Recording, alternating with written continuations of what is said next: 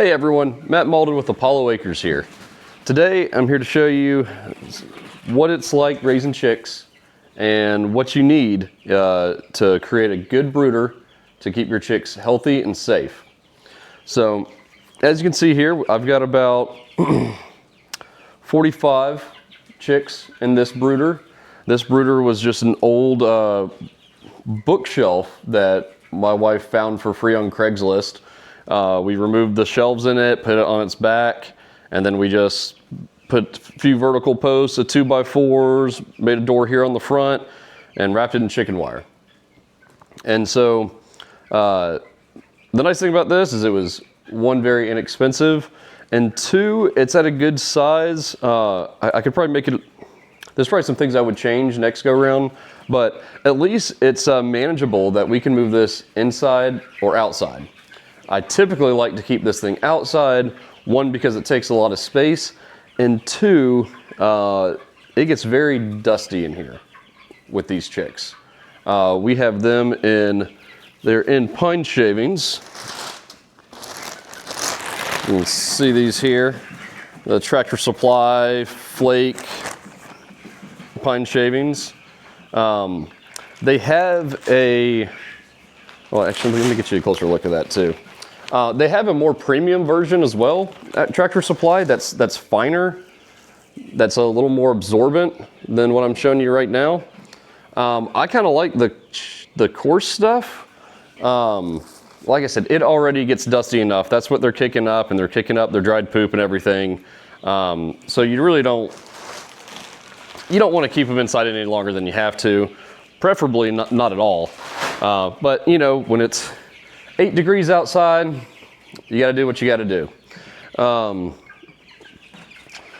So some considerations for the coop is the size. I'm probably pushing it a little bit here with 45 chicks in this brooder, and this is what, roughly 3 by 4 feet. So you want to make sure you've got enough space for the number of chickens you want to raise at a time. And you want to make sure that you've got good protection from any potential predators, which is almost everything. And almost anything that eats meat will try to eat a young chick or an old chick if it possibly can. So I would say, especially if you're going to keep it outside, you want all sides covered. Not only that, but the chickens at this age, they're five weeks old. At this age, they can already fly about as good as an adult chicken will ever be able to fly. At least for the breeds that we get. We get dual purpose breeds. Now these are all going to be egg layers, but we get dual purpose breeds because they're a little bigger and heavier, and it seems like it would be a little less harsh on them, a little less harsh on their bodies, laying so many eggs. I mean, most of these chickens will lay about 5 eggs a week.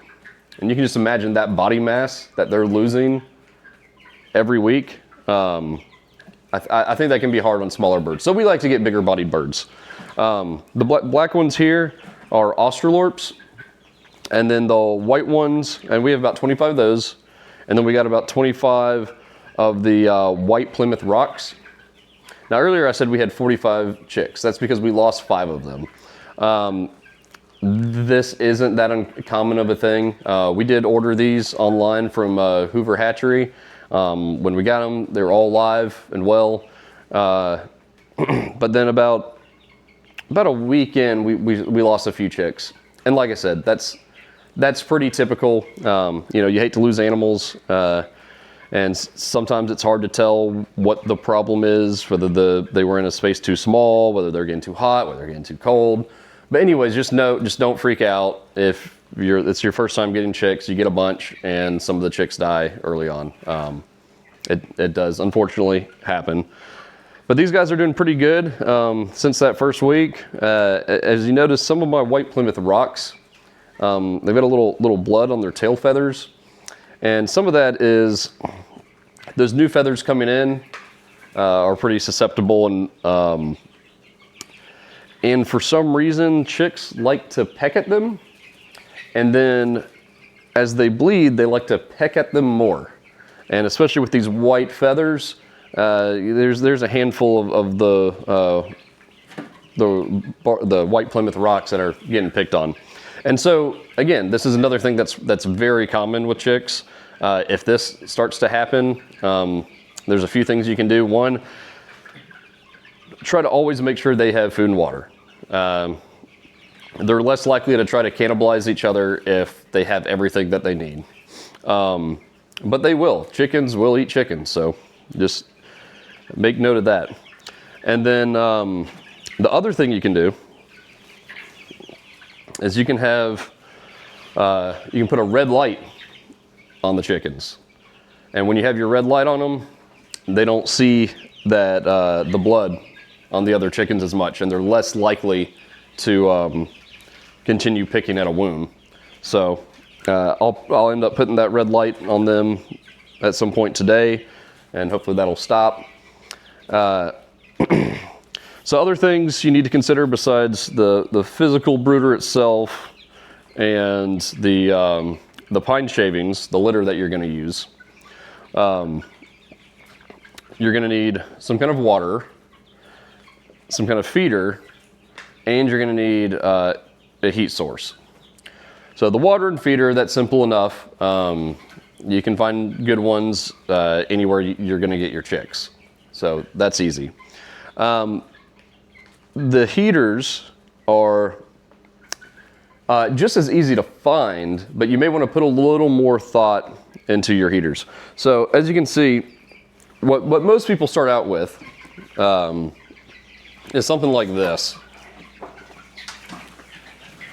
This is a heat lamp, and as you can tell, there's a special 250 watt red bulb in here, and this is a good way to provide heat for your chicks when they're little, and it covers a relatively wide area, and these are inexpensive.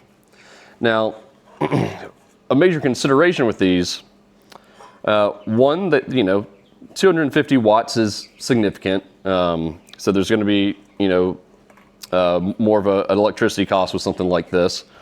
And then my biggest problem with these is that you can see how this bulb has this little guard. This isn't just to protect the bulb itself. This is really more so to help prevent fires.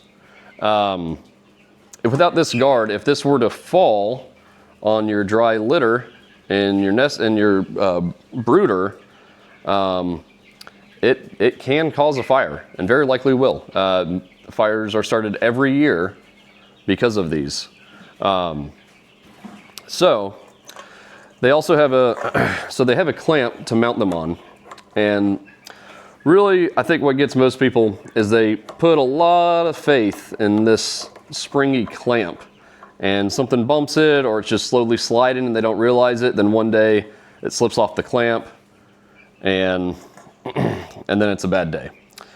So if you use these, make sure you get a piece of wire. There's a little hoop here on top of the light, if you can see that. Get you some good wire, and then you can go and clamp it on something, but make sure you get some wire and wrap it around something else so that it can't possibly fall even if the clamp comes off. So I do think these are good to have and good to start with. Like I said, I'm going to end up using this here in a little bit to fix this problem with the chicks pecking on each other. So I am glad I have it. But what I really prefer to use, it's okay, girls. What I really like to use is, if you can see that little box right about there, that's a heat plate. And so that's plugged into the wall. And that heat plate's, that one's actually a pretty good size. What I like about these is they're very low power, especially compared to that bulb. They're very low power, and they are very safe. I have like some of the litter touching the plate, and it's just fine. They're much safer. So I really like these. The problem with these is they are more expensive, and they don't cover as large of an area. So this is kind of a mid-sized one. They make smaller ones, and they make bigger ones. But of course, the bigger you get, the more expensive they're going to be. I had 50 chicks. I've got 45 chicks in here right now. Actually, right now I don't even have it on. It's just in there.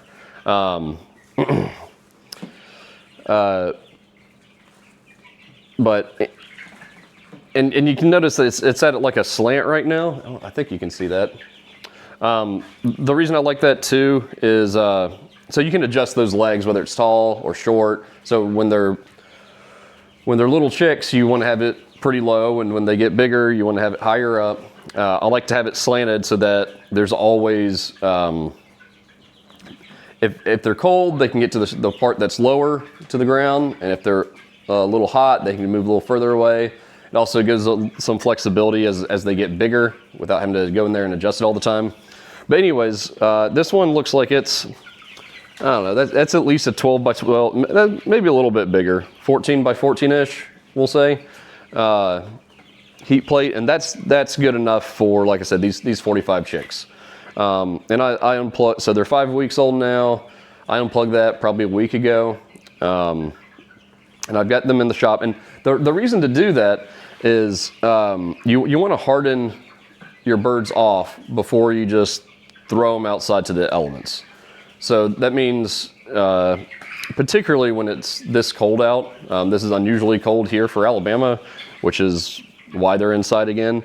But that's another good thing about having them in the shop, is I can have them in the shop where it stays a lot warmer than it does outside. I can have the heat plate on. Then as they get a little bigger and their full feathers start coming in, then I can take away the heat source. I can unplug the lamp, or I can unplug the heat pad and heat plate, and now they're getting more acclimated to what it's going to be like outside. Then once they're ready to go out, I'll put them, I'll probably put them in the coop. I built a new coop that is mobile, and it's relatively small.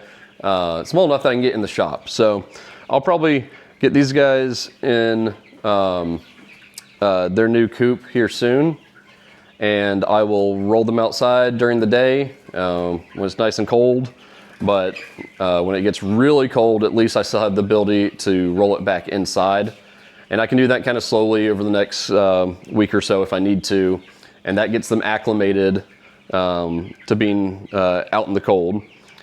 And so there's just not as much shock. If I just took, well, they might be good now, but if I just took all these birds and put them outside tonight in the coop, I might lose them all.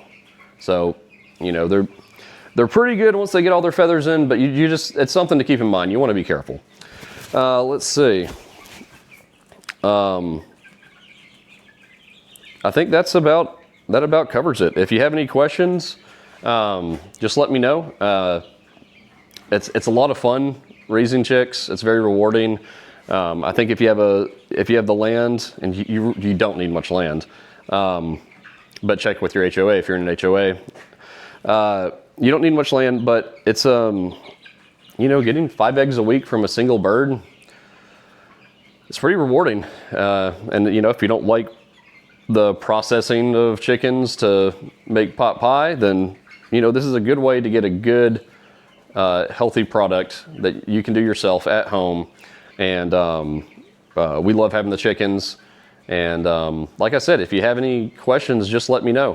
Hit me up on YouTube. I'm probably most active on X, so we're Apollo Acres on X. And let me know what you think. Hope you enjoy the video.